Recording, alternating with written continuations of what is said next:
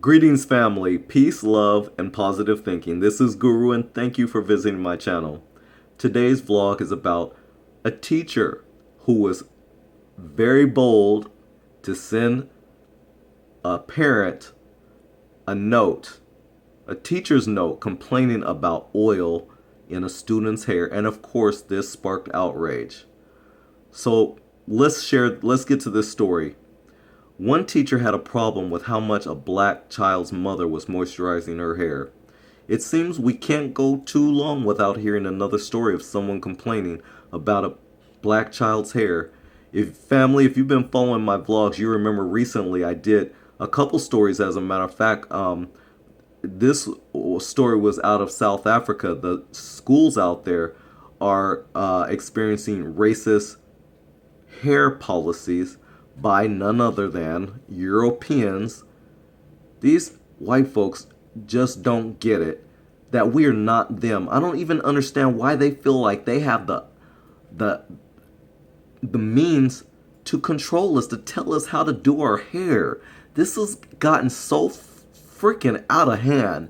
White people need to be sat down and freaking told we're not their freaking slaves, that we have our own hair, we have our own culture.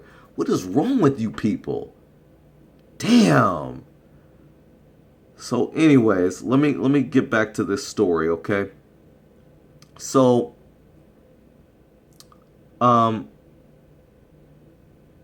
it seems like we can't go too long without hearing another story of someone complaining about a black child's hair, whether it's in an afro, braided, or locked. It seems to sometimes be an issue if it's not styled or cared for in a way that does not conform to Eurocentric ideals of what hair looks like and how it should be treated. And the same issue arose again on Monday when Tiana Norris, a Chicago parent, shared on Facebook that she got a note from her daughter Amia's teacher asking her to stop using as much coconut oil in her daughter's hair. And I quote, this is what the letter read. Quote, I understand, and I'm going to read it exactly the way it's written down here. She, obviously, her grammar is not right, but it says, quote, I understand the necessary of coconut oil on Amia's hair, but please do not use as much. The children were complaining that her hair, quote, stinks. If you have to apply this daily, please do so lightly so the kids don't tease her. Thank you for understanding, unquote. Norris's daughter has kinky, curly hair, which needs a lot of moisture to be healthy. If hair with that particular texture is not moisturized daily or regularly, it can cause breakage. Norris posted an image of the letter side by side with a snap of her daughter's admittedly fresh-looking hairstyle, which included a side braid and a crown of seriously gorgeous curls. And her caption for the photo confirmed that she had no intention of taking the teacher's advice. Quote, applies the same amount of coconut oil. Y'all gonna feel that black girl magic. Sincerely, unapologetically, Black Mom. P.S. Coconut oil has no stinky smell. Unquote. And family, this is the tweet from Tiana Norris so you can see for yourself. I do want to make a comment though here right now before I forget, because I'm gonna make other comments later at the end of this, but I just want to say it's funny how she's making an issue of the oil in our hair because, number one, white folks don't get it. You guys get lice. Black folks don't get lice. Guess why? That's right, because we can and we use oil in our hair. So while you guys suffer with lice and other issues with your hair, well, we don't. And secondly, coconut oil is a light oil. It doesn't have an offensive smell. If you want to know an offensive smell, try getting your hair wet. European, I'm talking about European white folks. Try getting your hair wet and then letting other people smell that nasty dog scent. Because that's what your hair smells like. You're constantly talking about or trying to bring down our hair. Your hair smells like dog hair as soon as you get it wet. So our coconut oil is way more refreshing than that dog scent that your hair exudes when it gets wet. I just want to throw that out there to you, trolls. Anyways, I digress. I'm going to get back to this article. So Norris says her child is the only black student in her class at the Raggedy Ann Learning Center, which adds another layer to the issue. Quote, "This is why I make it a point to keep her hair natural and tell her, yes, she's different and it's magical," unquote, she wrote on Facebook. The photo, which has been shared more than 3,000 times on Facebook, has a few people wondering why Norris and her daughter should make any changes to what they're doing, when the teacher should instead be telling kids not to bully others. Quote, why is the ill manner of another child your responsibility? It's absurd, unquote, one commenter said. I hope the teacher wrote the other kids' parents about being bullies since she's so damn concerned, another echoed. Others pointed out the fact that coconut oil in general doesn't have that strong a scent, which is true.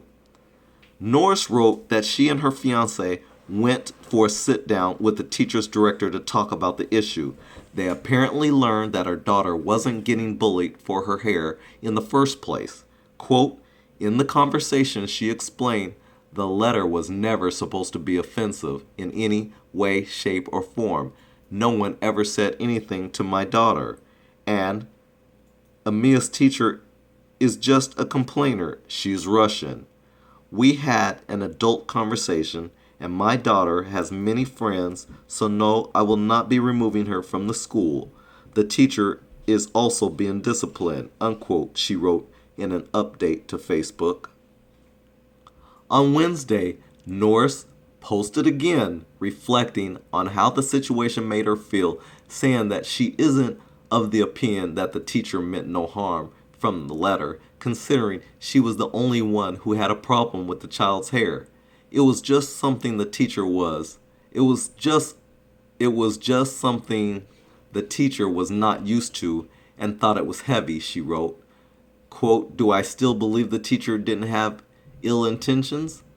Not for a second, because the way she tried to talk to me about how she thought my daughter smelled, she is the only person who felt that way, was absolutely and totally unacceptable. But Amia is definitely my child. Her clapback will always be real. Once again, a lack of understanding or tolerance for black hair rears its ugly head, and it is unfortunate that a child was made to feel different and othered in the process. Fortunately, little Amia has parents teaching her that no matter what her teacher says, there is nothing wrong with the way her hair grows out of her head, as God deemed it that way, or the way she takes care of it. Tiana Norris did not respond to a request for a comment as of press time. We called the Raggedy Ann Learning Center and were told simply, no comment. So family, before I end this vlog, I just want to point out something about this, the mother and father here, or mother and her fiance. I think they let this teacher get off, with this, because although she's Russian, this teacher set a really poor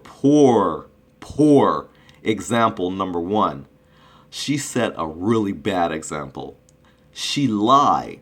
That's what happened.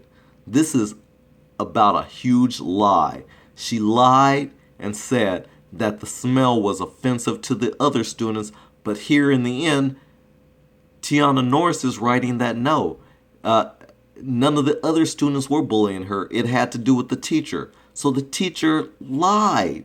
She lied, saying that it was the other students who had a problem with it. They need to get rid of this teacher. She's Russian. She's she's a racist Russian bitch. They need to get rid of her. Period. Not comma. Yeah, because she lied. She set a really poor example. And this mother and fiance, I think they're letting the teacher get off because the teacher in the letter said it was the other students. She flat lied. If you're going to say on the end with the update that it wasn't the other students after all and that it was a big misunderstanding, it wasn't supposed to be, the director is trying to brush it under the rug is what it sounds like. But again, it's a lie. Because the letter clearly stated that the other kids had a problem with it. So she lied. She's a lying bitch. I'm sorry. Family, I hope you like, share, and if you haven't already, I'd appreciate if you subscribe. Until next time, peace, love, and positive thinking. But before I go, I do want to point out one more thing. Hold on. All right, family. This was the other vlog I was telling you about. So if you get a chance, this is about the racist hair policy that Europeans, white folks in South Africa, in our own continent, on our continent, that they don't even really belong. They're sitting there trying to tell black people, the majority, mind you, how we should treat and style and take care of our hair. Meanwhile, they're allowed to have long, stringy, dog-looking hair. Some of them look like Afghan hounds. But anyways, I'm just through with this, that's all. So family, I hope you like this video. Please subscribe if you haven't already. I really appreciate your time. Thanks again for watching. I appreciate your support. Peace, love, and positive thinking. I'm out.